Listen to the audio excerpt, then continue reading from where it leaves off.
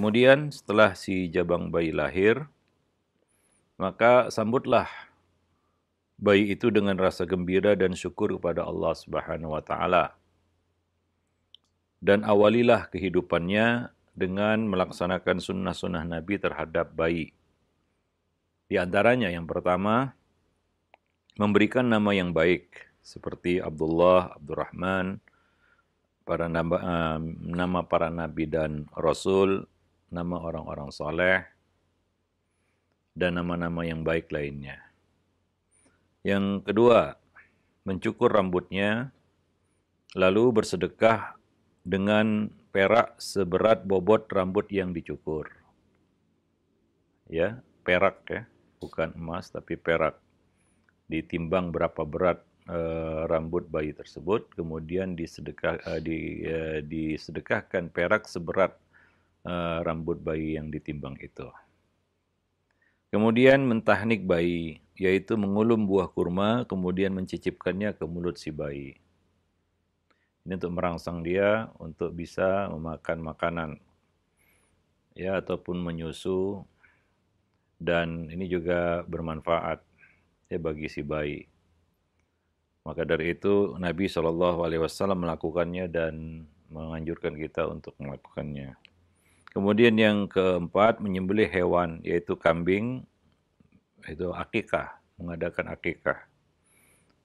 Sesuai dengan ketentuan syariat, 1 ekor kambing untuk anak perempuan dan 2 ekor kambing untuk anak laki-laki. Apabila mampu. Anak laki-laki misalnya tidak mampu, hanya 1 kambing, dibolehkan menyembelih walaupun hanya 1 ekor kambing untuk anak laki-laki. Tapi kalau mampu maka sempurnakan 2.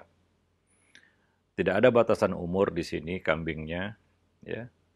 Tidak seperti kambing kurban, tidak harus jantan bertanduk dan lain sebagainya, boleh kambing betina dan boleh kambing yang kurang dari 1 tahun. Karena kalau korban itu ada ketentuan umur, yaitu lebih dari 1 tahun, 1 tahun ke atas. Tapi untuk akikah tidak ada ketentuan umur. Ya cuma ya tentunya kita sembelih yang baik, ya kita memberikan yang baik, terbaik untuk Allah Subhanahu wa taala, ya, untuk melaksanakan kewajiban ini. Ya, tentunya jangan kambing yang cacat ataupun kambing yang berpenyakit.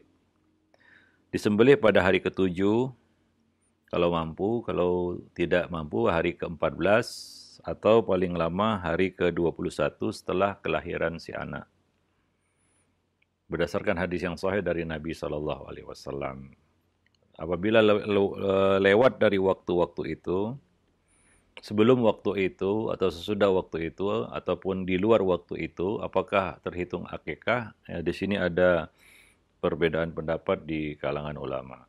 Sebagian berpendapat boleh disembelih kapanpun itu, baik sebelum waktu yang ditentukan yaitu hari ke-7 ataupun setelah hari yang ditentukan yaitu setelah hari ke-21. Sehingga ada yang membolehkan juga mengakikahi seorang yang sudah dewasa. Sebagian mengartikan itu adalah khususiyah bagi Nabi SAW. Hadisnya sahih bahwasanya Hasan dihasankan oleh Ibnu Hajar al-Asqalani bahwa Nabi mengakikahi diri beliau. Apakah ini bisa berlaku juga untuk umat beliau? Yang kita ketahui ya, tidak ada sahabat yang mengakikahi dirinya. Hanya Nabi SAW. Sehingga sebagian ulama, sebagian besar ulama mengatakan ini salah satu khususiyah Nabi. Ya, bukan untuk umat beliau. Ya, seperti beliau boleh menyembelih kambing kurban untuk umat. Itu tidak bisa selain beliau. Maka nggak boleh seorang menyembelih untuk satu kampungnya, enggak.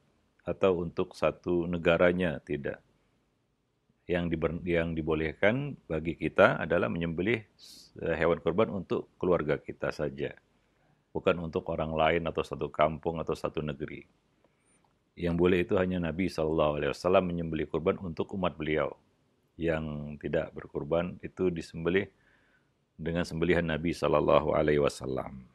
Nah, jadi demikian.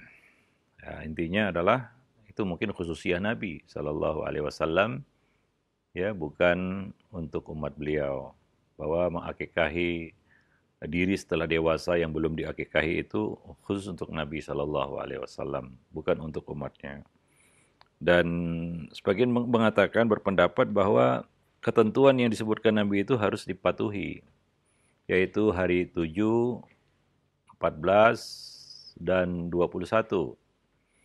Karena ini para ulama mengambil mafhum adat, ya, bilangan yang disebutkan. Mafhumnya adalah di luar itu tidak disebut akikah, walaupun dianggap sebagai satu kurbat, yaitu suatu takarrub ilallah dengan menyembelih hewan lillah, ya, menyembelih hewan untuk Allah Subhanahu wa taala, berpahala, kita bagi-bagikan kepada manusia. Itu salah satu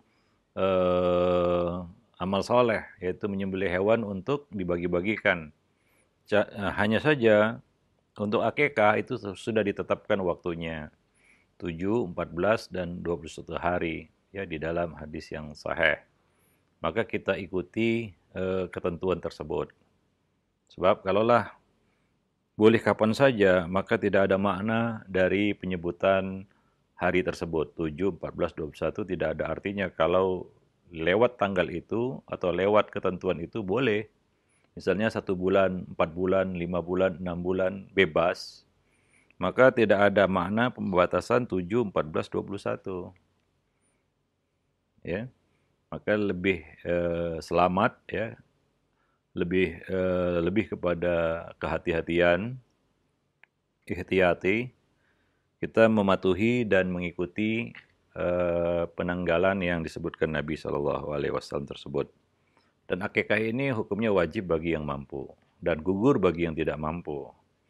Ya, artinya kalau pada waktu-waktu yang telah ditetapkan itu kita tidak punya kemampuan, maka gugur, ya, kewajiban. Karena kaidah fikih mengatakan al-qudrah manatut taklif. Kemampuan itu adalah alasan dibebankannya suatu kewajiban. Kalau tidak ada kemampuan, maka tidak ada kewajiban.